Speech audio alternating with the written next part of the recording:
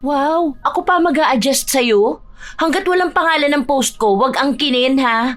Kung tingin mong ikaw yun, kasalanan mo na yun. Pati ba naman simpleng salita ko, matatamaan ka na? Idedemanda kita ng cyberbullying. Ewan ko kung hindi ka mapahiya. Lalabanan talaga kita, sinasabi ko sa'yo. Ang tapang mo, ha? Porket ba social media lang yon? Ay, akala mo ba tita, ganun lang kadali ang magkaso ng cyberbullying? Hindi mo ako pwedeng idemanda dahil wala ka namang patunay. Nakatag ka ba? Nakamention? Hindi naman, di ba? Alam mo kung sinong pwedeng kasuhan? Yang anak mo. Ang dami kong screenshot ng mga paninira niya sa akin. Nagpo-post pa siya ng picture ko na ine-edit niya, di ba? Baka kapag ako nagkaso sa inyo umiyak kayo dyan. May mga comment ka pa nga doon na sinasabi mong wala akong utang na loob. Sige nga po, pakilista ang mga utang ko. Ako kasi wala akong matandaan Pero kayo po, merong utang na loob sa amin. Hindi lang yan. Literal na utang, meron ka po. Bago mang away sana, bayad-bayad din. Sadya talagang may mga tao na nakikinig sa sabi-sabi ng iba. Ganon ang ugali ni Puring. Hindi muna niya inaalam kung totoo ba ang sinasabi ng nagsusumbong sa kanya o gawa-gawa lang na paninira. Dahil sa ganoong klase ng ugali, sasapitin niya ang sumpa na magpapahirap sa kanya. Ano kaya ang kahahantungan ng kanyang buhay? Makukuha niya kaya ang kapatawaran ng iba o magiging sanhi lang ito ng lalo niyang pagkalugmok? Menche! Lumabas ka nga dyan! Menche! Oh, bakit Ano nangyayari? Bakit napasugod ka rito? Hoy, ikaw, ayusin mo yung pinagsasabi mo tungkol sa akin, ha? Ano yung sinasabi sa akin ni Tia Norma na nakikikabit na lang ako ng kuryente sa inyo, tapos nagpapakabit din ako ng iba? Ha? Wala akong sinasabing ganyan, te. Hindi nga kami nag-uusap ni Tia Norma dahil nga nagtatampo sa akin nung hindi ko pinautang. Simula nun kahit magkasalubong kami, hindi na niya ako kinikibo. Oy! Ayusin mo yung pinapakalat mo tungkol sa akin, ha? Akala mo yata kung sino ka na. Magsasalita ka tungkol sa akin porket ba nakikikabit lang ako ng kuryente sa inyo. Ay sige, hintayin mo ako. Ha? Kapag nagpadala ng pera si Lita, magpapakabit agad kami para tanggalin mo na yan. Hindi na kumibo si Menchi. Hinayaan niya lang ang pinsan na magsalita ng kung ano-ano tungkol sa kanya. Ganun talaga ang ugali ni Puring. Kahit na sinong kapitbahay nilang nakakausap niya ay inaaway niya. Kahit pa man may utang na loob siya sa mga ito. Kahit nga ang kanilang mga kapitbahay ay nakakaaway niya, kaya kapag siya na ang nangangailangan, wala nang ibang handang tumulong sa kanya. Nang kinagabihan na yon, umuwi na ang panganay na anak ni Menchi. Halata ang pagod nito. Bago siya kumain, nagpahinga muna. Saka lang nalaman ni Fatima ang pagsugod ng kanyang tiyahin matapos magsabi ang kanyang kapatid. Wala na sanang balak ang ina na magsabi dahil alam niya ang ugali ng kanyang anak. Pero dahil madaldal ang kapatid ni Fatima, lahat ng nangyayari kapag wala siya ay nakakarating din sa kanya. Ang kapal naman ng mukha nun, ma. Bakit ikaw pa ang aawayin niya? Dapat siya ang inaway mo. Sabihin mo, nakikikabit na nga lang siya ng kuryente, siya pa ang magyayabang. Tingnan mo, mamayang madaling araw tatanggalan ko yan ng kuryente. Wag na. Hayaan mo na yun si Ate Puring. Ay hindi. Hindi pwede yung hayaan na yan. Tanda-tanda na niya nagpapaniwala pa siya sa mga kwento ng kamag-anak niyang tulad niyang tanga rin. Baka akala niya lahat ng tao kasing bait mo. Wala naman tayong mapapala kapag pinatulan natin sila. Sa mabilis siyang maniwala kapag may nagsasabi sa kanya Ilang taon na yan hindi pa magtanda. Para naman siyang bata na kapag nagsumbong na hindi kabate, hindi niya talaga kabate. Buisit Buti sana kung hindi siya nakikikabit sa atin ng kuryente.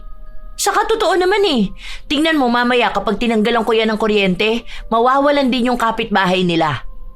Wala akong pake kung may baby sa bahay nun. Sana dito sila sa bahay magsabi kung kailangan nila. Mamaya maging dahilan pa yan ng pagkasunog. Ay nako, nanggigigil talaga ako. Ang kapal ng pagmumuka. Tinotoo ni Fatima ang sinabi niya. Binunot niya ang saksaka na gamit ni Puring. Ang ginawa niya, sinira niya yon para kung susugod ang tiyahin niya, maipapakita niyang hindi magagamit ang saksakan. Nakita niya rin na walang kuryente ang isa nilang kapitbahay. Doon niya nalaman na 2 bahay pa ang nakikikabit kina Puring. Kundi ba naman makapalang mukha ng matandang to? Wala na nga silang kuryente tapos pinapakabit pa ang ibang bahay. Ang siste niyan, sa kanya nagbabayad yung 2 bahay. Tapos magbabayad siya sa amin ng 500 dahil electric fan lang gamit nila. Kaya pala sobrang taas ng kuryente namin ngayon. Ay naku, hindi ka talaga makakakabit sa amin. Kuryentehin pa kita dyan makita mo. Katulad ng kanyang inaasahan, nagpunta nga sa bahay nila ang tiyahin niya kahit na 10 oras na ng gabi. Ang kanyang ama ang kumausap dito. Bakas ang kakaunting galit sa boses ni Puring. Nagrereklamo ito dahil mainit daw sa bahay nila. Bakit sila biglang tinanggalan ng kuryente? Ako nag-alis niyan. Kumikislap-kislap kasi yan kanina. Natakot ako baka masunog tayo rito. Uso pa naman ngayon ng sunog dahil sa mga kabi-kabilang saksak. Extension yan. Tapos baka sa kanila may nakakabit pa ulit na extension. Naku, mahirap na masunugan. Damay-damay talaga lahat dito. Di wala ka ba lang konsiderasyon sa amin? Alam mo ang init ng panahon tapos tatanggalan mo kami ng kuryente. Anong gusto mo? Magpaypay kami gabi-gabi, ha?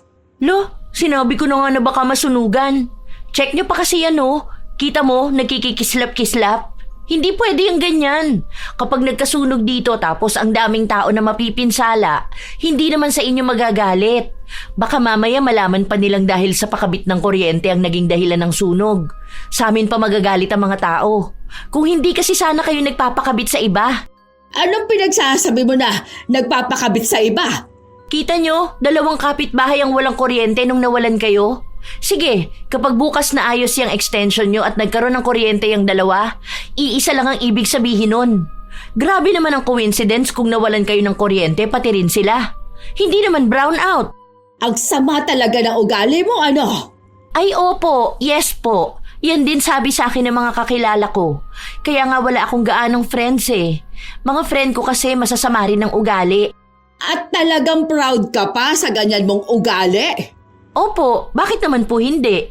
Kung kayo nga po proud kayo na ganyan ang ugali nyo tapos ako hindi pwede? Kung palaaway ka, then palapatol naman ako. Ganun lang yun. Nag-uumpisa na ang init ng kanilang pagtatalo. Inawat na lang si Fatima. Pero kahit na ganon, hindi pa rin naibalik ang kuryente ni Puring. Nung nagkabit ng bagong saksakan, sinira ulit ito ni Fatima. Halos 3 araw na walang kuryente ang 3 kapitbahay nila. Isa yon sa mas lalong kinakagalit ni Puring. Hanggang sa isang araw, muli na naman itong sumugod sa bahay ni Menchi. Ang hinahanap naman na nito ay si Fatima. Wala naman dito si Fatima, te. Nasa trabaho niya, bakit? Ano yung mga parinig sa akin ng walang yamong anak doon sa, ano ba yon? Sa messenger yung note? Hindi ko alam, te. Wala naman akong nakikita. Ang sabi sa akin ni Tia Norma, para daw sa akin yung mga parinig niya na makapalamo ka. Naku, pinangalanan ka ba, te? Wala!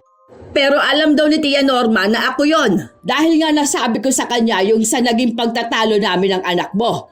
Dahil sa kuryente na hindi ko alam kung sinasadya niyang tanggalin.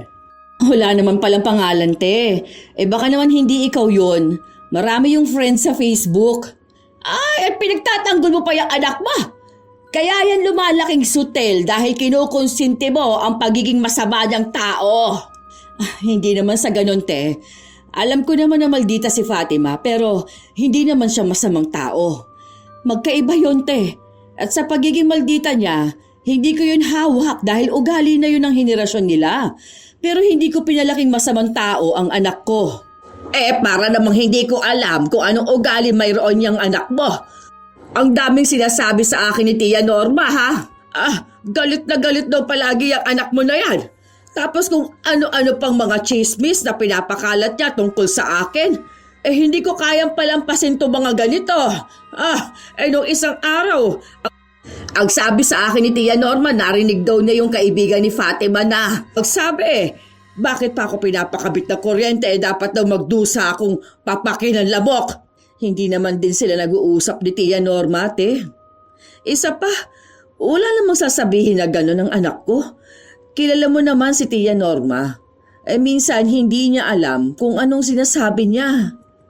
Tapos kapag kinokompronta naman yun sasabihin niyang hindi niya sinabi. Hindi na lang yun pinapatulan ng anak ko, gawa nga ng matanda na. Hindi nga sila ni Norma. Pero yung anak ni Norma, di ba, friend sila sa Facebook. Paano? Blinak ako ng anak mo. Takot ata na makita ko mga kalokohan niya sa buhay. Mamaya babalikan ko yan at mag-uusap kami. Ayaw ko pa naman sa lahat yung pinaparinggan ako sa social media. Kapag naisipan niyang i-unblock ako, yun ang gagawin niya. Pero kapag magpaparinig sa akin sabay block, kung hindi ba naman siya duwag sa personal, hindi ba? Hindi pa man nakakauwi si Fatima, nakaabot na sa kanya ang balita na yon. Kaya ang ginawa niya, dumiretso siya sa bahay ng kanyang lola Norma para kausapin ito. Siya kasi ang itinuturo ni Puring na nagsasabi sa kanya ng kung ano-anong kinakagalit nito sa kanya. Para matigil na rin ito sa paninira sa kanya. Kaso hindi man sila magkasundo, hindi siya pinapatulan ng dalaga. Hanggang sa dumating na lang ang ganitong sandali na napuno na siya. Na kahit na anong pagtitimpi niya, sasabog pa rin ang kanyang galit. Ayusin niyo naman po ang pagkwento dun sa pamangkin niyo. Para naman po hindi niyo siya kilala. Matanda na rin kayo. Sana huwag kayo pa naiimbento. Ayaw niyong nababastos kayo pero kayo naman ang gumagawa ng paraan para bastusin kayo. Daig niyo pa ang bata kung magsumbong kayo ng walang katuturan Ano, hahaba po ba ang buhay niyo kapag naninira kayo ng tao? Magiging masaya ba kayo sa langit kapag alam niyong may nagagalit na tao? Hindi pa kayo magbago kakaunti na nga lang ang ilalabi niyo sa mundo. Di pa puro kabutihan ang ipairal niyo. Kaya naniniwala ako na hindi lahat ng matatanda dapat nire-respeto Respetuhin kung sinong may respeto rin sa iba. Nagpaawa naman ang matanda. Pakunwari na siya ang aping-api para magmukhang napakasama talaga ni Fatima. May paiyak-iyak pa itong nalalaman. Dahil nga sa matanda na siya, iisipin ng mga nakakakita na walang modo si Fatima. Pero ilan naman sa mga kapitbahay nila, alam ang away nila. Iba sa kanila, kampi kay Fatima. Ang iba naman ay naiinis sa kanya dahil hindi siya naaawa sa matanda. Pero para sa dalaga, kung nais ng isang tao na galangin siya, bata man o matanda, dapat ay marunong din siyang gumalang ng iba. Ilang sandali lang din ay dumating si Puring. Sakto at natalo siya sa sugal, kaya ang galit niya ay kay Fatima niya nais na ibaling. Dahil silang dalawa naman talaga ang nagkakainitan simula pa nung una. Nagsumbong si Norma na para bang sinaktan siya ni Fatima at yun ang pinaniwalaan ni Puring. Kung hindi ka nga naman bastos, hindi ba? Sumasagot-sagot ka sa mas nakakatanda sa'yo. Kung ano-ano pang lumalabas dyan sa bibig mo. Palibasa hindi ka pinagsasabihan ng mama mo. Hindi ho ako basta sumasagot lang. Pinaglalaban ko lang ang sarili ko. Nasanay siguro kayo sa mama ko na kapag inaaway nyo, siya pa ang magsosorry sa inyo. Hindi ako ang mama ko, ha? Kahit naputulin ko pa koneksyon natin, wala akong pakialam kung ganito lang naman ka-toxic ang angkan nyo. Animal ka talaga! Oh, sige, subukan mo akong saktan. Magkakademandahan talaga tayo. Huwag niyo ako sinusubukan. Marami ritong nakakakita, Lahat yan sila gagawin kong witness.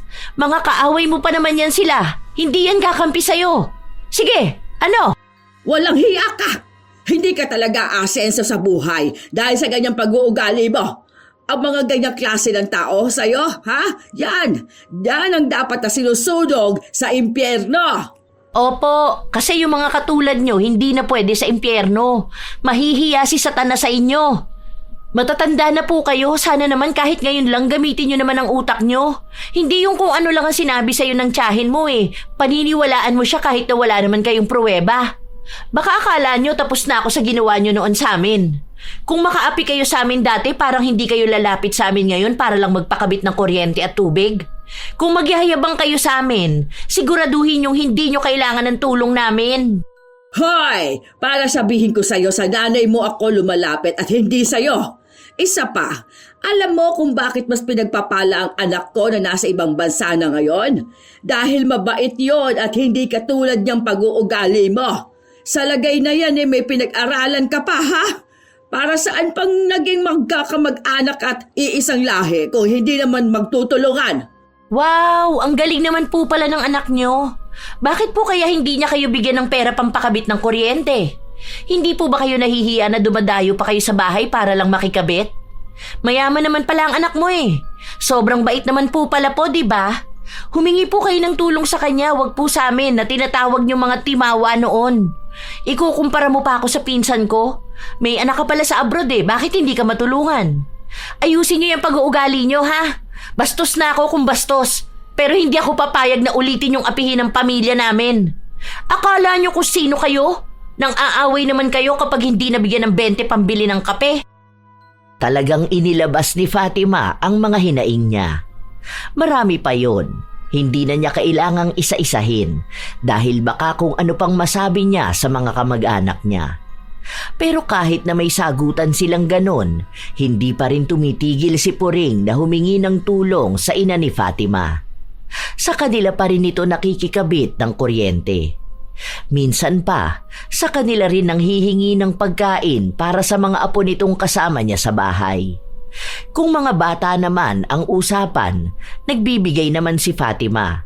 Pero sadyang mainit talaga ang dugo niya sa kanilang tiyahin. Isang gabi pa, habang kumakain ng dalaga, mag-isa lang siya dahil anong oras na rin siya nakauwi galing sa trabaho.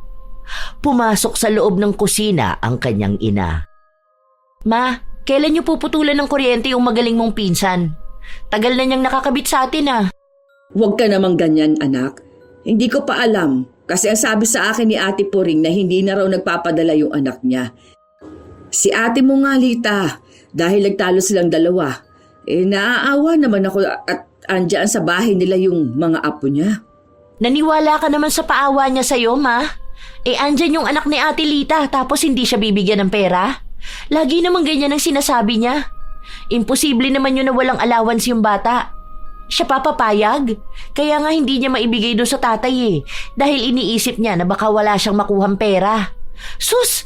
Kilala ko yan.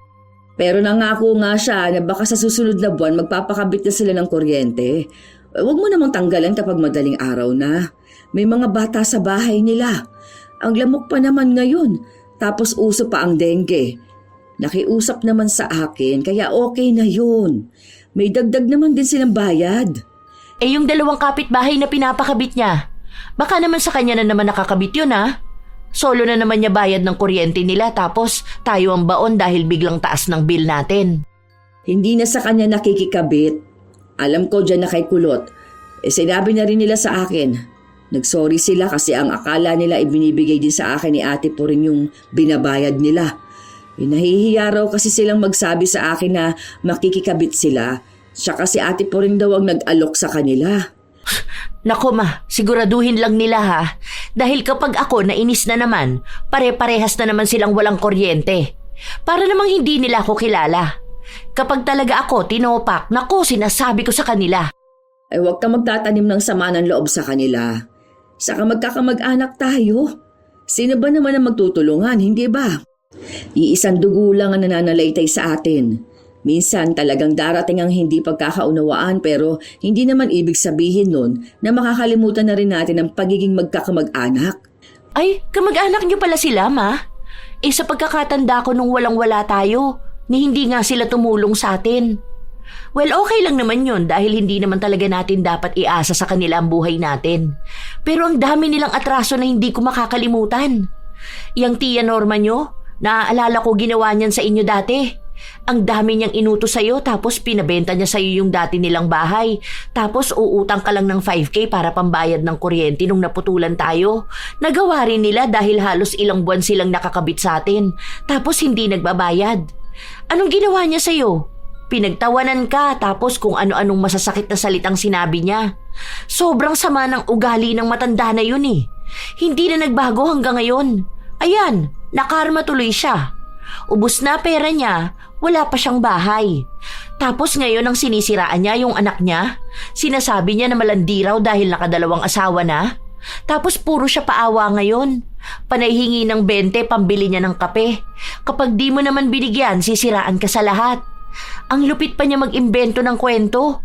Ito namang pinsan mo, paniwalang paniwala sa kanya.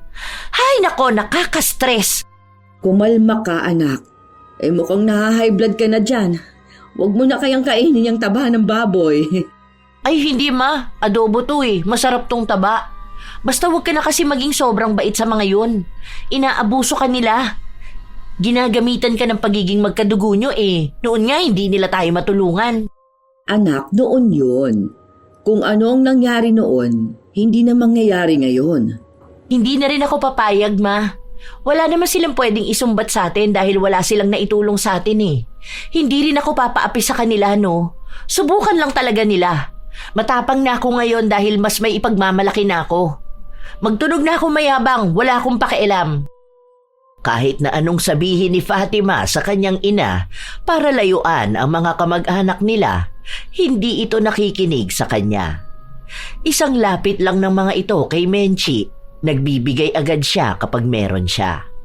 Minsan ay itinatago sa kanyang anak ang pagtulong niya, lalo pat manggagalaiti talaga sa galit si Fatima. Isang araw, wala ang dalaga dahil nasa trabaho ito. Mag-isa lang din si Menchi sa kanilang bahay, kaya nang pumunta si Puring, siya lang ang nakausap nito. Ay sige na, may kalakihan naman tong bahay nyo. Hindi naman pwedeng sumiksik sa bahay yung anak kong yun. Kasi nga magugulo yung mga bata. Baka mahirapan yun sa pag-aaral niya. Nag-review pa naman yun para sa exam nila. Hindi ko pa alam, te. Kailangan ko pang kausapin ang asawa ko at si Fatima. Wala na kasing bukod na kwarto rito sa bahay. Yung isa na yan, lagayan niya ng mga gamit ni Fatima. May collection kasi yan ng K-pop. Tapos yung sa mga drawing niya. Yes!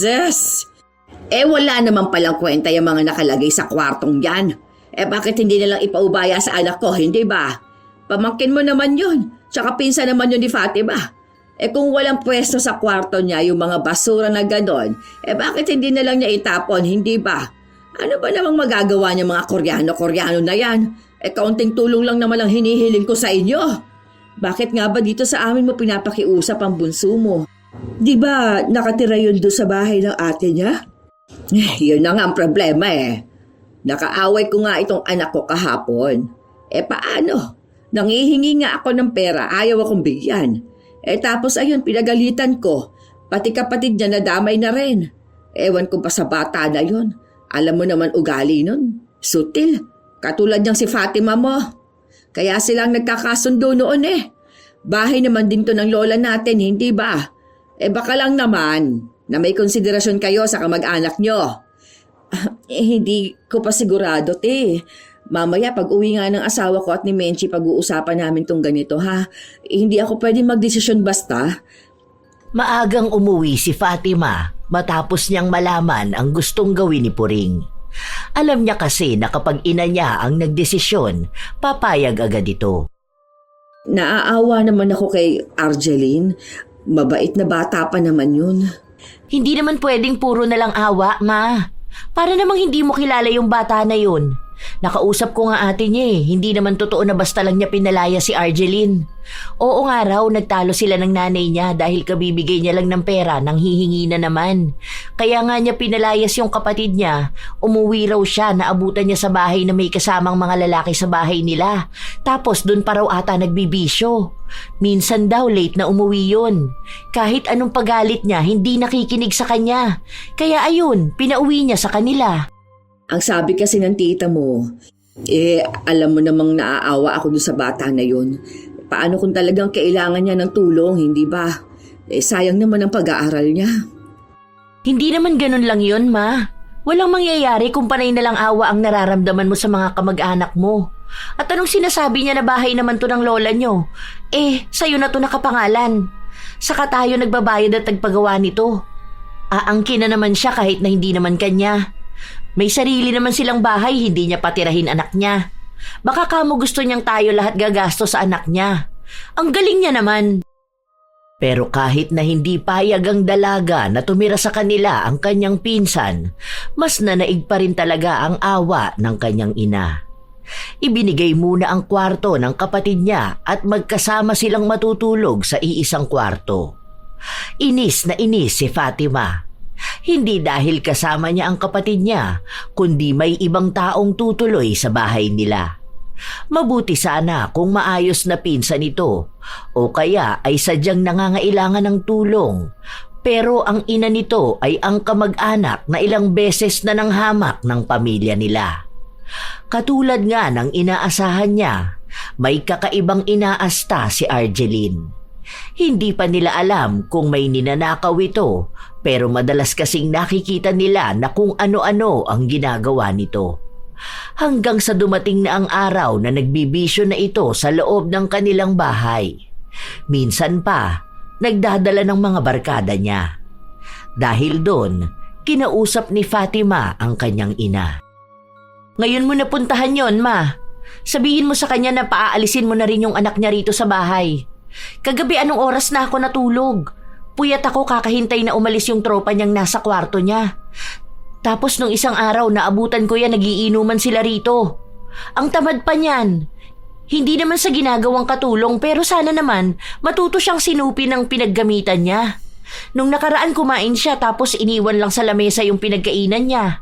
Baka akala niya nasa restaurant siya. Nag-chat na ako kay Ate Puring. Ang sabi niya sandali lang daw. Kakausapin niya ang anak niya. Sinabi ko nga na wala pa rito. Iintayin na lang natin baka tinatawagan na niya. Ilang oras lang din ay pumunta sa bahay nila si Puring kasama ang anak niya. Hindi pa nila alam kung anong nangyayari pero galit na galit si Puring. Halos magwala na siya dahil sa pagbukas niya pa lang ng pinto ay padabog na. Nagulat naman ang mga tao sa loob ng bahay dahil sa ginawa niyang yun. Bakit ka naman nagagalit sino pa namang hindi magagalit? Tumatatuhin ninyo ang anak ko ganun-ganun na lang. Ang kakapal ng mga pagbubuka ninyo. Nakisuyo naman ako na maayos sa inyo Pumayag ka naman na kahit hanggang graduation lang ni Argeline siya magstay rito dahil baka magbigay na ng pampagawa si Lita ng bahay namin. Kung umasta kayo sa kanya para bang hindi ninyo siya kamag-anak. Ganyan palang pag-uugali ninyo. Hindi pa nga kayo nakaka-asenso pero lumalabas ng mga tunay ninyong kulay. Ano bang ginawa namin dyan sa anak mo? Ni hindi nga namin yan kinakanti rito. Kung ano-ano na namang pinagsusumbong mo dyan sa nanay mo, Argeline. Alam mo naman na pinaniniwalaan yan lahat. Kapag sinabi mo dyan na pinapakain ka namin ng tae, malamang maniniwala yan. Parang hindi ginagamit ang utak. Isa ka pa. Ginagawa mong katulong tong anak ko. Baka akala mo nakakuha ka ng labandera mo. Ang tamad mo. Tapos iaasa mo sa ibang tao mga dapat mong gawin. Nakikituloy siya sa inyo dahil nag-aaral siya, hindi para pagsilbihan ng walang hiyang tulad mo. Ay, excuse me. Automatic ang washing machine namin para sabihin ko sa inyo. Nakikigamit yung anak mo ng gamit namin sa bahay. Bakit hindi mo sabihin dyan sa nanay mo, ha, Argeline? Ang kapal ng mukha nyo. Nakikisuyo na nga lang kayo makitira dito, hindi pa makisama. Ayoko na ng kung ano-anong diskusyonan. Lumayas ka rito sa bahay. Kinausap kita ng maayos tapos masama ang ikukwento mo dyan sa nanay mo. Kita mo na. Kung makapagpalayas ka sa anak ko, ikala mo bahay mo to. Matanda ka na nga. Dapat lumilipat ka na ng bahay mo. Dapat ka hindi ka na nakikisiksik sa pamilya mo Ikaw ang bumukod ng bahay. Ano? Wala ka bang pambili ng sarili mong bahay, ha? Ang yabang mo? Wala ka naman palang pera. Hindi rin naman sa'yo to, di ba? Baka akala mo bahay nyo to. Bahay to ng lola nyo na nakapangalan na kay mama. Pinaayos ko tong bahay na to gamit ang pera ko. Kaya manahimik ka na. At yung gamit mong kuryente na galing sa amin, ako rin ang nagbabayad nun. Huwag mo nga akong gamitan yung pagiging kamag-anak na yan. Wala akong kamag-anak na gaya nyo. Galit na galit si Fatima. Maging si Puring ay hindi rin nagpapaawat. Aabot na sana hanggang sa baranggayan. Mabuti na lang at naawat si Fatima. Sadyang palaban ng dalaga dahil hindi rin siya papayag na makakarinig ng pangit na salita. Simula ngayon, hindi na kayo makikikabit ng kuryente sa amin, ha? Total mayabang ka naman, ipakabit mo yan. Isa pa, bawal yan sa batas. Kahit saan tayo makaabot, hindi mo pwede ipananggan na kaya ka nakikikabit ng kuryente sa amin dahil kamag-anak ka namin. Baka hindi mo alam na may multa yan kapag nahuli. Baka pati kami madamay pa dahil sa'yo. Wala akong pakialam sa'yo! Napakasama na ugali mo! Okay lang. Baka itong kasamaan ng ugali ko ang nakuha ko sa dugo natin. Masama ang ugali mo, masama ang ugali ko. Baka yun ang palatandaan na magkamag-anak tayo. At least alam mong totoo nga na magkadugo tayo kasi nananalitay sa dugo natin ang pagiging masama ang ugali. May mga comment ka pa nga doon na sinasabi mong wala akong utang na loob. Sige nga po, pakilista ang mga utang ko. Ako kasi wala akong matandaan eh. Pero kayo po, merong utang na loob sa amin. Hindi lang yan. Literal na utang, meron ka po. Bago mang away sana, bayad-bayad din. Anak, tama na yan. Huwag mong sagot-sagutin ng tita mo. Tumigil ka na, anak, ha? Yan! Pagsabihan mo yung anak mong bastos. Walang moda! Sayang lang ang gastos nung pinag-aaral yan. Tinatawag na edukadang sarili pero ganyan naman ang ugali. Hindi naman ikaw ang nagpaaral sa akin, kaya huwag kang manghinayang. Wala kang gasto sa akin kahit na magkano. Kada salita ni Puring, siya namang sagot ng dalaga. Siya ang nagsasalita para sa kanyang ina. Si Menchi naman ay panay lang ang awat sa kanyang anak. Si Fatima ang pinapatahimik niya, isa rin sa dahilan kaya naiinis ang dalaga. Natigilan na lang sila nung sumali na ang ama ni Fatima. Pinapapasok sa loob ng kanyang kwarto ang dalaga at pinagsabihan si Puring na tumahimik na rin dahil nga nakakahiya sa mga kapitbahay nilang nakakarinig ng pagtatalo nila. Nang gabi rin na yon ay kinuha ni Argeline ang mga gamit niya at naghanap sila ng ibang kamag-anak na pwedeng tuluyan niya. Marami naman silang kamag-anak na nakapalibot sa kanila pero ang iba roon ay nakaaway na ni Puring. Hindi na siya tinutulungan. Sa katunayan ay tanging si Menchi lang ang kamag-anak na kahit awayin niya, nalalapitan niya pa rin. Ilang linggo ang nakalipas, tuluyan na ngang tinanggalan ng kuryente ni na Menchi si Puring dahil muntika na silang mahuli sa iligal na pagpapakabit ng kuryente.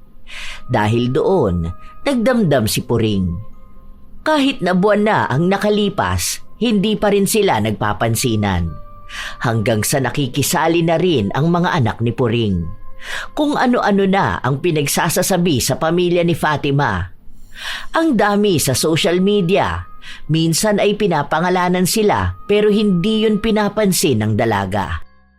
Sige, tag niyo pa ako. Mukha naman kayo mga tanga. Ano tong sinasabi niyo na may utang na loob ako ng baby pa ako? Para namang inalagaan niyo ko eh, lola ko nga ang nag-alaga sa akin nun. Saka wag mo sabihin na malandi ako. Eh ikaw nga to naging kabit muna bago pinakasalan ng kano. Hay, ang toxic ng social media ko. Pati tuloy ako nagiging toxic na. Ano ba naman to? Makapag-post nga.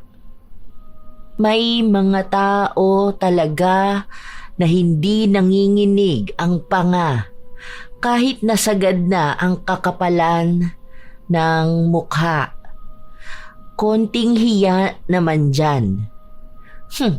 Tingnan natin kung sinong matatamaan sa post ko na to. Walang pangalan pero sigurado ako na may aangkin ito. Wala na bang pinangalanan ng dalaga pero kinaumagahan ay maagang sumugod si Puring sa kanilang bahay. Galit na naman ito. Hindi pa man alam ni Fatima ang dahilan pero mukhang sa post niya ito. Te, wala naman yatang pangalan mo sa post ng anak ko. Alam mo naman mga kabataan ngayon kung ano-anong pinopost. Sa kasilita nga ang nagtag sa kanya, di ba? Bakit naman yung anak kong inaaway mo? Kung ayaw niyang matag siya ni Lita, bakit hindi niya i-delete ang social media niya, ha? Hindi yung nagpaparinig pa siya sa akin. Huwag mo nga ipagtanggol yung anak mo.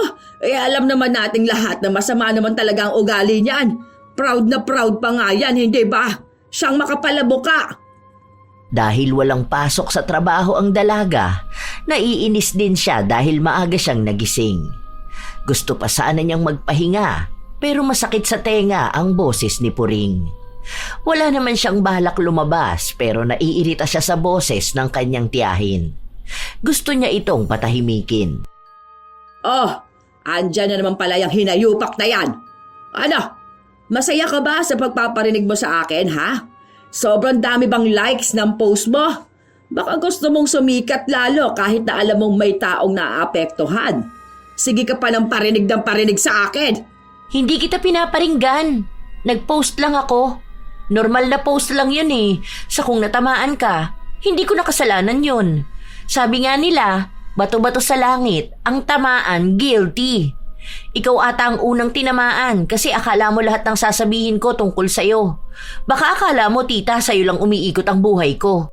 May paganyan-ganyan ka pa, ha? Burahin mo yan. Sinasabi ko sa'yo, Fatima, magkakaalaman talaga tayo kapag hindi mo binura ang post mo. Wow, ako pa mag-a-adjust sa'yo? Hanggat walang pangalan ng post ko, wag ang kinin ha.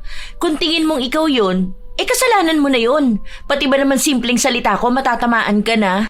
Idedemanda kita ng cyberbullying. Ewan ko kung hindi ka mapahiya. Lalabanan talaga kita, sinasabi ko sa'yo. Ang tapang mo, ha? Porket ba't social media lang yon? Ay, akala mo ba tita ganun lang kadali ang magkaso ng cyberbullying? Hindi mo ko pwedeng idemanda dahil wala ka namang patunay. Nakatag ka ba? Nakamention? Hindi naman, di ba? Alam mo kung sinong pwedeng kasuhan? Yang anak mo.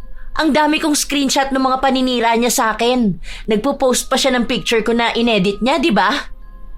Baka kapag ako ang nagkaso sa inyo umiyak ka dyan. May mga comment ka pa nga doon na sinasabi mo na wala akong utang na loob. Sige nga po, pakilista ang mga utang ko. Ako kasi wala akong matandaan Pero kayo po, merong utang na loob sa amin. Hindi lang yan, literal na utang meron ka po. Bago mang away, sana bayad-bayad din. Ako pa ang pagbabayarin mo. Kulang pa nga yan sa danyo sa nagawa mo sa pagkatao ko. Ang dami mong paninira na sinasabi sa akin. Ay wow, parang ako pa po tita ang nakaagrabyado Hindi ba nang hiram ka sa amin noon ng laptop tapos hindi mo na binalik? Kasi nga sinanla mo dahil walang baon yung mga apo mo? Baka akala mo nakakalimutan ko na yon. Hindi lang yun. Naaalala mo nung ninakawan kami ng tablet? Tapos ang ginawa mo, tinulungan mo yung magnanakaw na ibenta yon. Akala mo hindi namin makikita, no? Ikaw ang tinuro nung nakabili. Hindi ka ba makamove on, ha? Ang tagal-tagal na nun pabalik-balik ka sa issue. Ilang taon na yon? Nagpatawad na nga ako, tita. Isa pa, kahit na matagal na yon, kasalanan mo pa rin yon. Ni hindi ka nga humingi ng tawad sa mga ginagawa mo. Buti nga nagpapatawad pa ako. Hindi matatabunan ng ilang taon ng kasalanan mo. Yun ang isa sa problema sa'yo. Akala mo kapag tapos na, okay na. Aba, dapat lang. Sino ka ba para magtanim ng sama ng loob sa akin? Wala kang karapatan dahil mas matanda pa rin ako sa'yo. Pero dati pa naman po yun. Ngayon, mahirap na ako magpatawad. Hindi na nga dapat kita kinakausap Lalo na hindi na rin naman kamag-anak ang tingin ko sa'yo. Siguro masasabi ng iba na mas malagkit pa rin ang dugo, pero sa akin hindi. Kaya kong mag-cut tie sa mga kamag-anak na toxic at pabigat sa buhay ko. Kaya ikaw ang mag-move on. Tinanggalan ka lang ng kuryente, akala mo inapi ka naman. Responsibilidad mo naman magpakabit ng sarili mo dahil kamo may anak kang nasa ibang bansa. Tama na yan.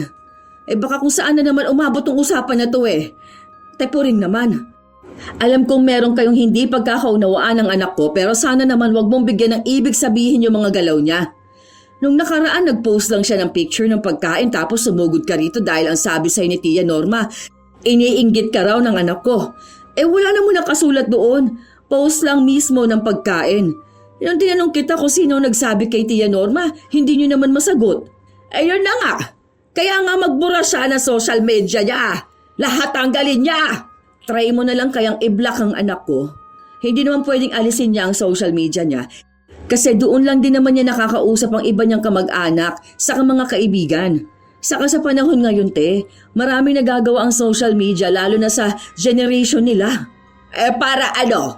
Para hindi ko makita mga pagpaparinig niya sa akin? Kung gusto niyang wala akong makita, wag siyang mag-post o kaya i-delete niya. Ganun lang naman yung kasimple. Siya nga ang nagpapaka-toxic sa social media. Hindi na lang nagsalita si Menchi. Sanay kasi si Puring na siya ang huling nagsasalita.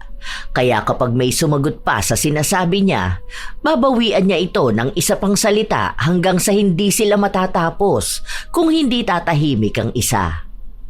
Magiging malala lang din ang awayan dahil minsan kapag galit na galit talaga si Puring, nakakapanakit siya ng iba.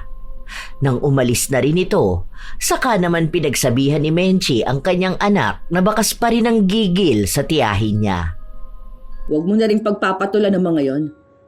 Wala ka rin namang mahihita sa kanila kapag inaway mo. Sana, tuwing mga away siya ng walang katuturan, manginig ang panga niya. Nakakainis eh. Para naman madala siya. Sa ilan pang mga araw na nakalipas, hindi pa rin tumitigil ang mga anak ni Puring na siraan ng dalaga sa social media. Hindi naman din kasi umaawat si Puring. Sa halip ay panay din ang kanyang comment ng kung ano-anong paninira. May nakita pa nga ang dalaga na comment niyang kung magiging mayaman man si Puring, si Fatima ang una niyang ipapapatay. Sinabi rin niya na mura lang naman daw ang ibabayad niya para patahimikin ang dalaga.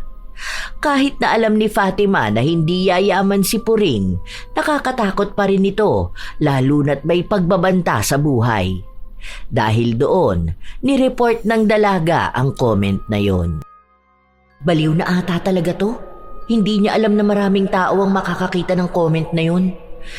Kahit ilang taon pa yung lumipas, paano kung magkataon na may makahanap nung sinabi niya?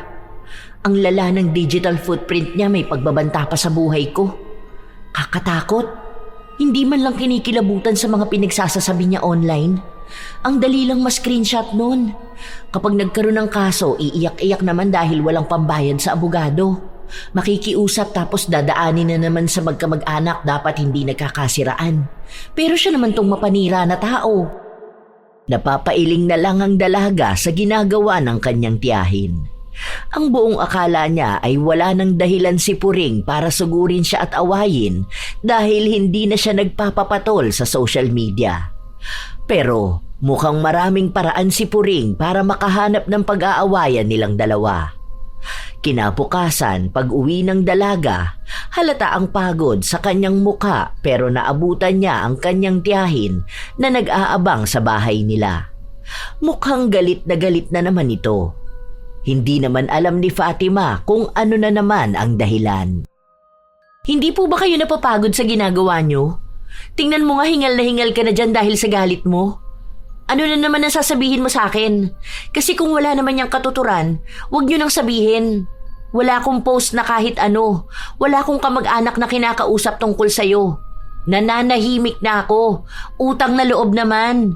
Pagod na ako buong maghapon. Buti pa kayo walang trabaho at ang dami niyong time ang away. Hindi talaga ako titigil na awayin ka. Paano'y walang hiya ka? Restricted ang Facebook ko dahil sa'yo. Buwisit kang babae ka. Binibigyan mo talaga ako palagi ng dahilan para magalit sa'yo. Ha? Pati ba naman yan kasalanan ko? Ano namang kinalaman ko sa account mo? Ni hindi ko nga alam ang password nun. Account mo yun. Kung anong mangyayari doon, kasalanan mo. Hindi kasalanan ng ibang tao. Sabi sa akin ni Argeline, baka raw inireport mo ako kaya ganyan. Ikaw talaga may pakana ng mga ganitong nangyayari sa akin eh. Yun ang alang ang kasiyahan ko tapos gusto mo pang ipagkait sa akin? Ganyan ka na ba talaga kasakim na tao ha, Fatima? Tita, huwag ka pong umasta na aping-api ka po, ha? Hindi ko alam kung anong ginagawa mo sa account mo. Baka naman may nalabag ka sa guidelines tapos sa akin mo isisisi. Yung mga nangyayari sa inyo, hindi ko po yan kasalanan, ha? Huwag kasi puro bashing ang inaatupag sa social media. Kaya dapat hiwalay ang Facebook ng mga toxic na tao eh. Hindi na lang binigyan ng pansin ni Fatima ang pang-aaway sa kanya ng kanyang tiyahin. Kahit naman anong sabihin niya ay hindi rin naman ito titigil sa pagsasalita. Hanggang sa umuwi na lang si Puring. Pero kahit na naglalakad dito pa uwi, dinig pa rin ang pagdaldal nito. Alam ni Fatima na ipinagkakalat na rin ng kanyang tiyahin kung gaano siya kasamang tao. Pero wala na yon para sa dalaga dahil bata pa lang naman siya noon, naririnig na niya yon. Kahit noong nasa elementarya pa siya, pinapatulan na niya si Puring. Pinagkakalat din ang kung ano-anong maling balita tungkol sa kanya at kapag sumagot siya, susugod ito sa kanilang bahay.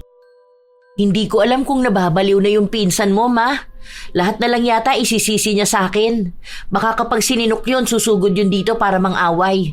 Ako na naman sisisihin niya kung bakit siya sinisinok. Ay, nakakasawa yung ganung pag-uugali. Bata pa lang ako noon, ganyan na siya. Hanggang ngayon ba naman? Tingnan mo, magkakakampi sila ng mga kamag-anak niya laban sa akin. Sa susunod niyan, kaaway na naman niya anak niya. Ang gulo ng buhay niya. Hayaan mo na lang. Wala ka din namang mapapala kapag pinatulan mo siya.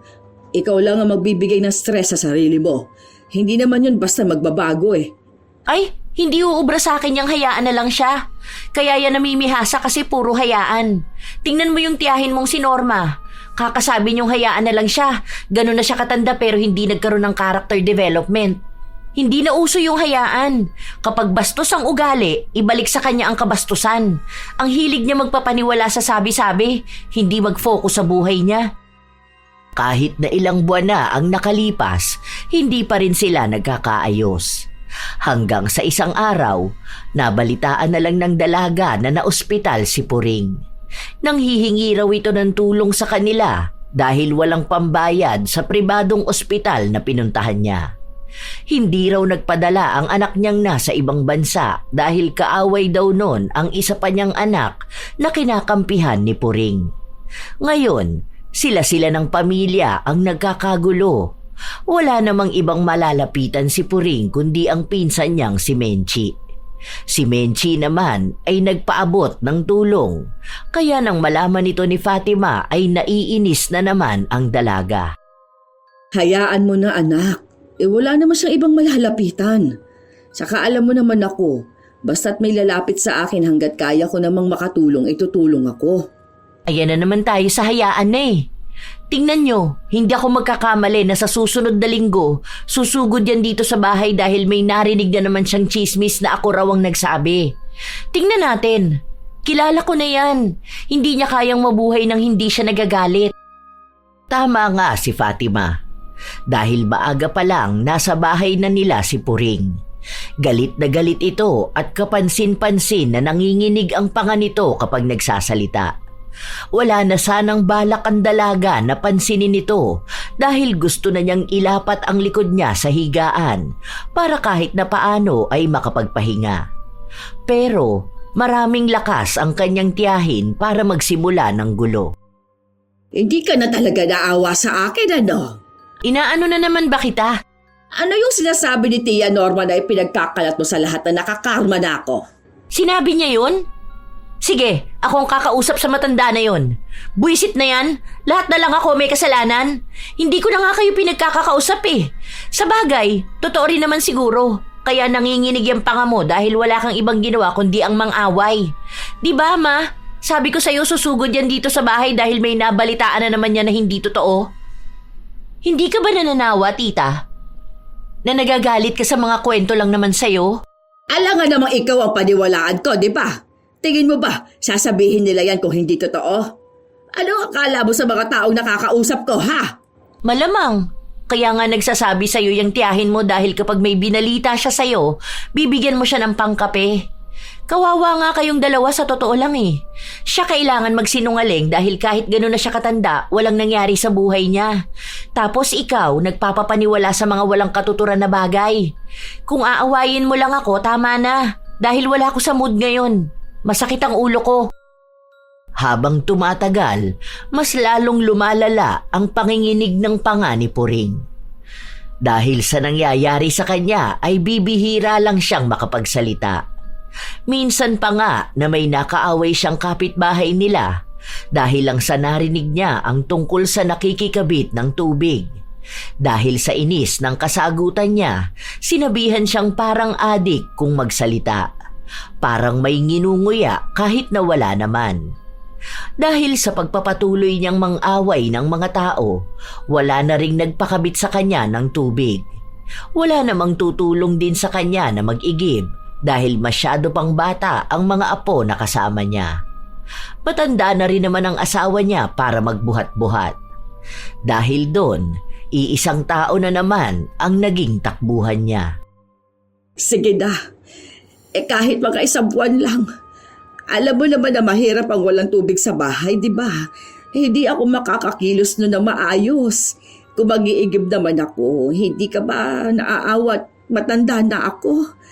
Tapos kung magbabayad naman ako, mahal yon. Tapos baka kung saan lang nila kunin ng tubig. Alam mo naman ang mga kabataan ngayon, mga maluloko. Sige na, para namang hindi kita pinsan. Wala tayong pagdadaanan na hose. Pwede yan yung paikot sa likod ng bahay ni Ate Juvie, oh. Kaso mahabang hose ang kailangan natin kapag ganun. Ang mahal pa naman ng hose ngayon. Pero kung meron ka naman, sige, okay lang. Ako pa bang magpo-provide doon? Hindi ka malamba maaawa sa akin.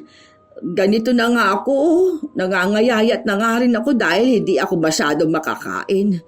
Ang sakit kaya ng pangak ko.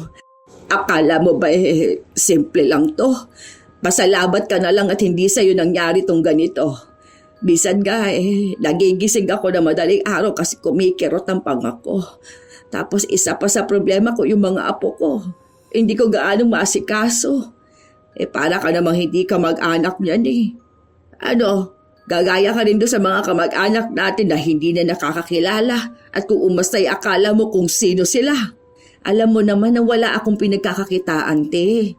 Wala naman akong trabaho Yung pera ko, bigay lang naman yun ni Fatima. Tapos, madalas binibili ko yun ng gamit dito sa bahay.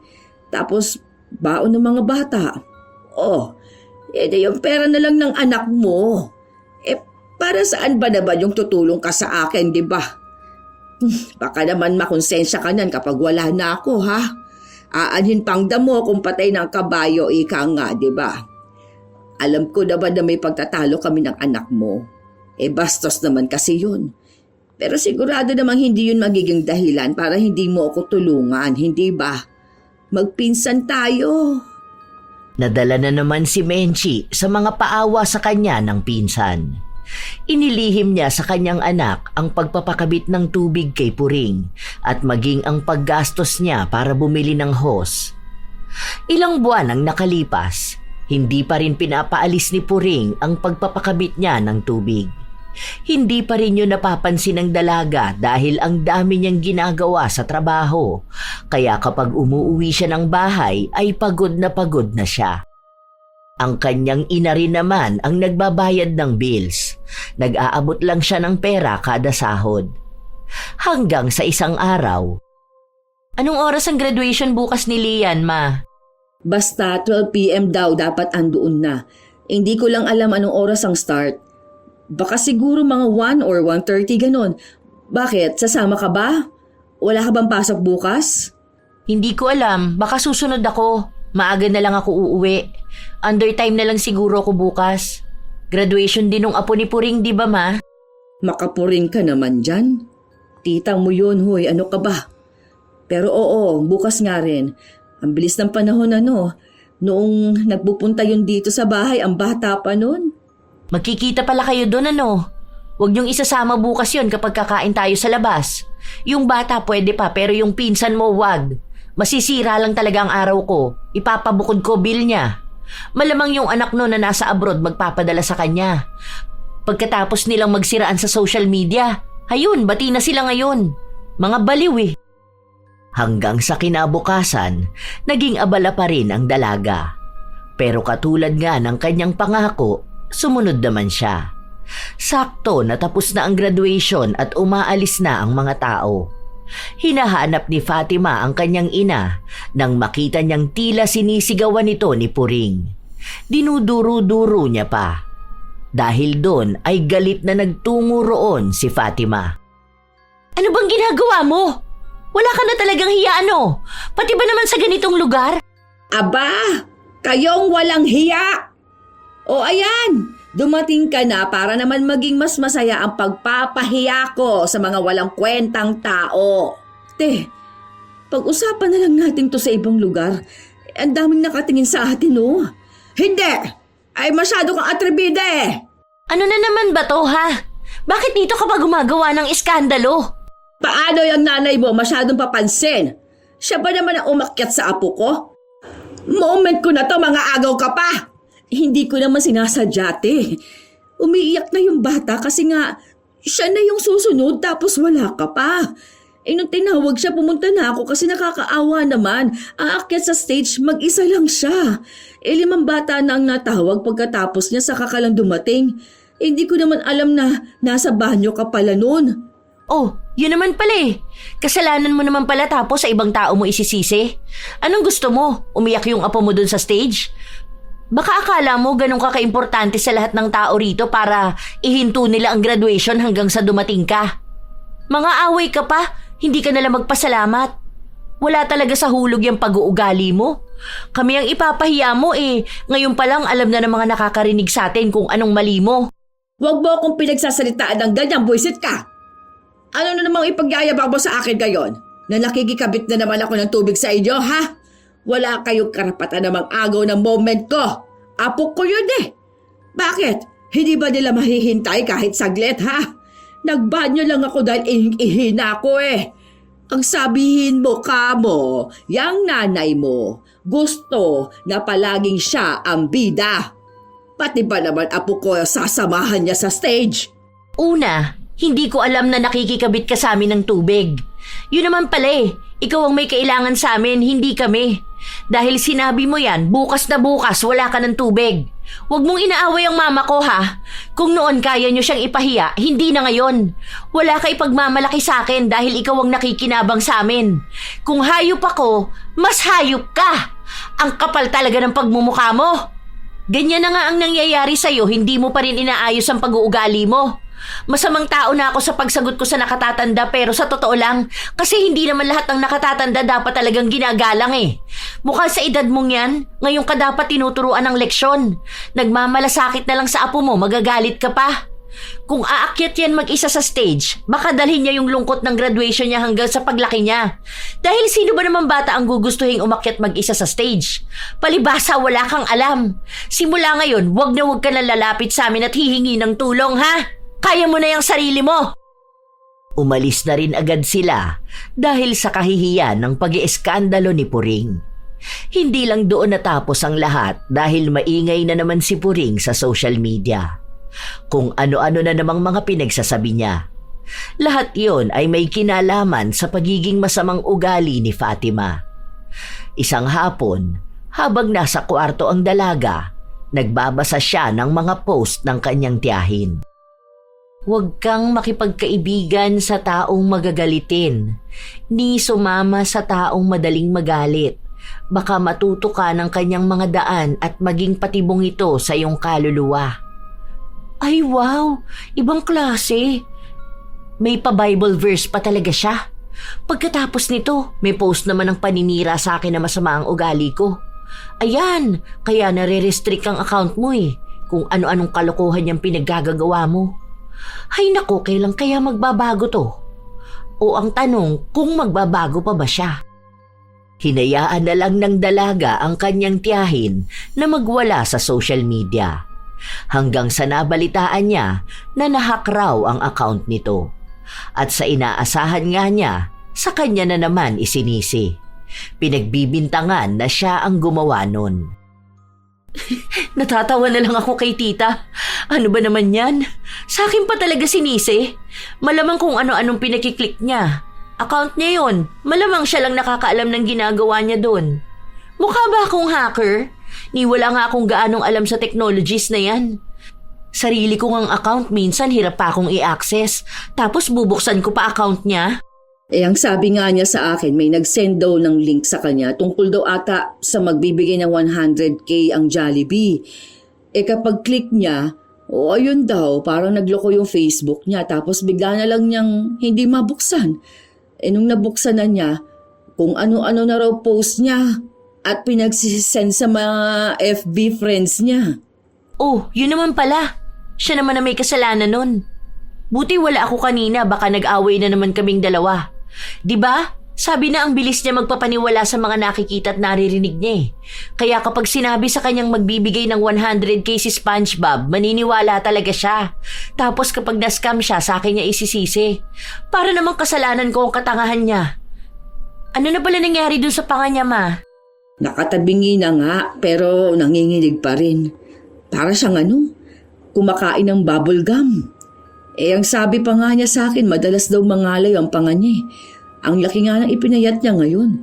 Ang tanda ko nga, sabi niya 47 na lang daw ang timbang niya. Dagdag pa na stress siya sa lahat ng bagay. Paano naman kasing hindi siya masistress kung lahat na lang papansinin niya? Nagpaka-toxic na tao kasi siya eh. Ngayon ramdam na niya yung sarili niyang lason. Maaawa na sana ako sa kanya kaso hindi naman nagbabago ang ugali niya. May nangyayari na nga sa kanya pero hindi niya pa rin inaayos ang pakikitungo sa ibang tao. Inaaway niya pa rin yung mga tao na hindi dapat inaaway. Hay nako, paano siya tutulungan ng iba kung ganyan siya? Sa mga sumunod pang araw, kung ano-ano na lang ang nababalitaan ng dalaga tungkol sa kanyang tiyahin. Minsan pa nga itong naipatawag sa barangay dahil may sinaktan itong dalagita dahil lang sa narinig niyang kwento kung kani-kanino. Mas lalong dumami ang naging kaaway ni Puring. Pati pamilya niya ay nagkagulo-gulo na rin dahil kahit mga anak niya ay inaaway niya. Hanggang sa lumala na rin ang nangyayari sa kanyang panga. Bibihira na lang siyang magsalita dahil kumikirot ito palagi. Kahit nadalhin siya sa ospital, walang ibang paraan para gumaling siya. Dahil hindi naman natitigil ng mga gamot na iniinom niya ang panginginig ng kanyang panga. Mas lalo lang nakakaapekto sa katawan niya ang mga gamot. Nakakasama pa nga sa kanyang kalusugan. Hanggang sa lumapit ulit si Puring, pero sa pagkakataon na ito, ay si Fatima na ang hiningian niya ng tulong. Esensya ka na, pamangkin. Patawarin mo sana ako sa mga nagawa ko. Sana tulungan mo naman ako. Yung pinsan mo kasi, blinak ako sa Facebook. Yung iba mo namang pinsan, wala namang maitulong sa akin. Pasensya ka na rin, tita. Hindi ko pa alam kung kailan kita mapapatawad. Kailangan ko ng panahon. Kaya pasensya na kung wala ako maitutulong sa'yo ngayon. Sige na, pamangkin. Para saan pa na magkadugo tayo kung hindi naman tayo magtutulungan, di ba? Hindi naman siguro ganyan ang turo sa'yo ng mama mo. Siguro kung mapapatawad kita, mahaba-habang panahon pa. Hindi naman ganun kadali magpatawad kahit pasabihin nating magkadugo tayo. Ang dami niyong ginawa sa akin, pati sa pamilya ko. Yung mga pamamahiya mo sa akin sa social media, yung mga paninira mo sa akin sa ibang tao, hindi yun madaling kalimutan. Hindi ko rin sigurado kung totoo nga yung paghingi nyo ng tawad o ginagawa nyo lang yan dahil wala na kayong malalapitan kundi ako. Iba po ang ugali ko. Alam nyo yan. Sisihin nyo na ako kung ganito ako pero mukhang hindi naman kayo nagsisisi sa mga ginawa nyo noon. Hanggang ngayon ginagamit nyo pa rin ang pagiging magkadugo natin. Naging matigas si Fatima. Ang daming samaan ng loob ang kinikimkim niya ng mahabang panahon. Alam niyang makakapagpatawad naman siya pero hindi sa ganoong biglaan. Lalo na at alam niyang humihingi lamang naman ng tawad si Puring dahil sa kanya lang ito may makukuha. Dahil kung tunay ang paghingi niya ng tawad, dapat alam din ni Puring kung ano ang pagkakamali niyang ginawa. Hindi niya pwedeng gamitin na lang palagi ang salitang kamag-anak. Dahil ang mga nagawa niyang mali noon kay Fatima, nag-iwan ng malalim na sugat at ang iba roon ay hindi pa rin naghihilom. Kung kailangan ni Puring ng tulong, kailangan din ni Fatima ng panahon para maghilom. Ilang linggo pa ang nakalipas, nabalitaan na lang nila na malala na ang nangyayari kay Puring. Nangangayayat na raw ito ng sobra, maging ang asawa nitong matanda na ay nagkakasakit na rin. Sunod-sunod na problema ang lumapit sa kanya. Wala rin ni isa sa mga kamag-anak nila ang tumulong. Dahil may isa raw pinsan si Fatima na tumulong dito para magbigay ng pambili ng gamot. Pero noong sandaling huminto dahil may naging problema, kung ano-ano raw masasakit na salita ang sinabi ni Puring, na para bang obligasyon siya ng mga kamag-anak niya. Si Mayan pala yung tinutukoy doon sa mga post ni Tita Puring. Yung masama ang ugali dahil lang sa nakapag-asawa ng AFAM. Ano naman, buti nga tinulungan pa siya. Yung anak nga niya may asawang kano at nasa ibang bansa, hindi nga siya tinutulungan eh. Alam mo, naaawa ako dun sa tita mo. Paano?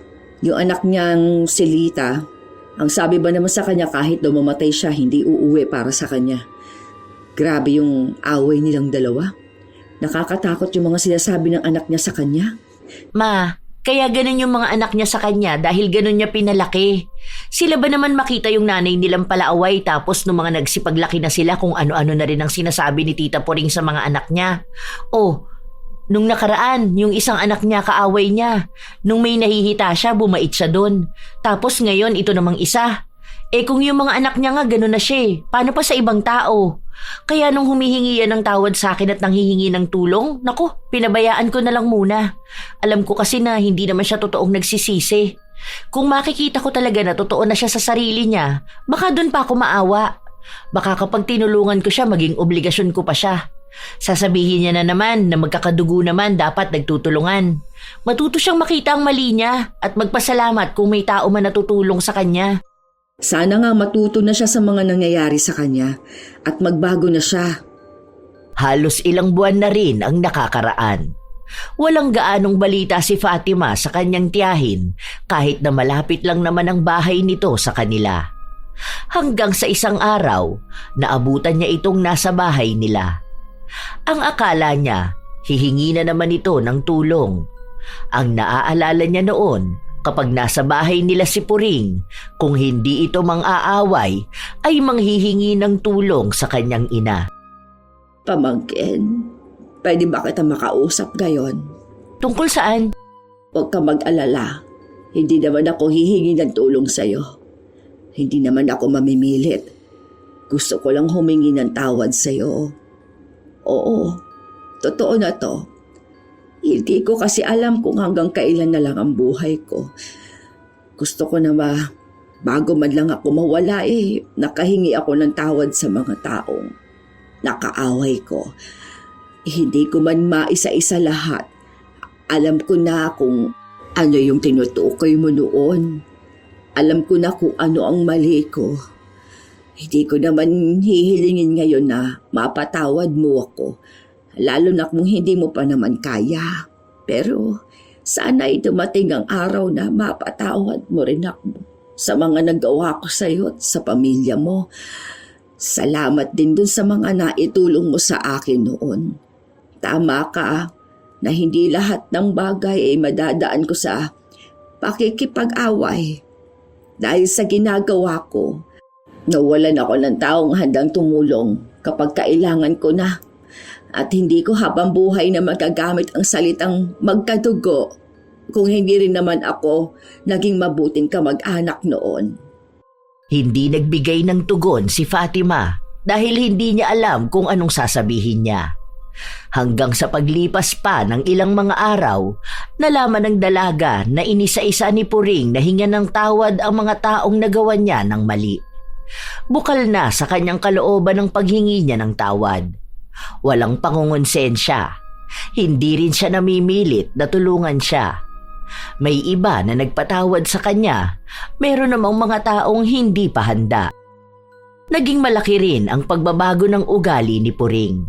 Minsan kasi, may mga tao pa ring nagbabalita sa kanya ng kung ano-ano katulad na lang ni Norma. Tila ba sinusubok ang kanyang pagbabago, pero mas lalo niyang pinatunayan na hindi na siya babalik sa dati niyang pag-uugali. Dahil doon, tumulong na rin sa kanya si Fatima. Sa paglipas ng mga buwan ng pagbabago ni Puring, tila ba may nagbabago na rin sa kanyang kalagayan. Lumulusog na ulit siya, pero hindi pa rin natatanggal ang panginginig ng kanyang panga. Mahina lang naman ito kumpara noon na sumasakit at nangangalay. Tila ba nasanay na rin siya. Sa mga sumunod pang buwan, nagkaroon ng pagkakakitaan si Puring dahil na rin sa tulong ng kanyang mga anak. Nakasundo na niya ang mga ito at hindi na siya tulad noon na pinag-aaway ang mga ito para lang magkaroon siya ng pera. Dahil kumikita na siya, hindi na siya umaasa sa ibang tao. Isang gabi, nagpunta si Fatima sa pwesto niya kung saan siya nagbebenta ng barbecue. Pwede bang utang tong isaw, tita?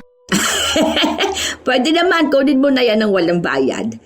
Tapos, kapag nag-away tayo, isusumbat ko na lang sa'yo, ha? Grabe, tita. Kung isusumbat mo naman pala sa akin, dadamihan ko na kukunin ko. Sige, para maraming sumbat. Pero ang galing nito, tita. Ang lakas ng benta nyo rito. Mukhang patok sa mga tao, ah. Yung mga kaaway mo nun, suki mo na ngayon. Ay, oo nga. Lahat yan nag-aabang. Kahapon nga'y wala akong tinda, ang daming nagtatanong. Tapos nagsasabing maghihintay sila bukas kapag meron na ulit. Pero 'di ba? At least may mga kaibigan ka na rin. Hindi ka na nangaaway. Nag-iihaw ka na lang. Naging maayos ang samahan ng magtiyahin. Hindi lang naman si Puring ang humingi ng tawad dahil maging si Fatima ay humingi ng tawad sa inasta niya noon. Lalo na nung mga panahon na nag-aaway sila. Alam kasi ng dalaga na may mga nakakasakit din siyang salita dahil mas pinangunahan siya ng kanyang galit. Dahil doon, naging maayos din ang lahat sa kanila. Kapag may kailangan ng tulong, may nagbibigay ng tulong. Walang galit, walang panunumbat, walang awayan. Habang si Puring ay nagbago, si Norma naman ay ganun pa rin. Kahit na tumanda na siya, kung ano-anong maling balita pa rin ang kanyang sinasabi. Mabuti na lang at hindi na nagpapapaniwala si Puring. Hindi naman alam ni Fatima kung magbabago pa ang kanilang lola.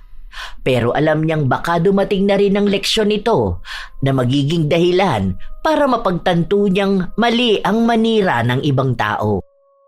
Sadya talagang may mga taong madaling maniwala sa sabi-sabi ng iba. Kahit walang sapat na ebidensya o malinaw na dahilan, basta may narinig silang kwento, agad nilang pinaniniwalaan. Minsan pa nga'y dinadagdagan para mas lalong lumaki ang gulo. Sa halip na alamin muna ang totoo, inuuna nila ang paghusga, ang magalit at ang pagpapakalat ng maling akala. Ang ganitong ugali ay madalas nakikita sa mga taong palaaway o mapag-init ng ulo. Walang pag-unawa, hindi handang pakinggan ang dalawang panig dahil mas pinaniniwalaan ang unang tao na magsasabi sa kanila at aawayin bigla ang nasa kwento. Handa silang makipag-away sa kahit na sino, maging sa mga taong hinihingian naman nila ng tulong. Tandaan na ang pagiging palaaway ay hindi senyales ng pagiging malakas. Ito ay senyales ng kakulangan ng karunungan at tiwala sa sarili at sa ibang tao. Kung ganitong ugali ang nananaig sa isang tao, darating ang panahon na mapapagod din siya.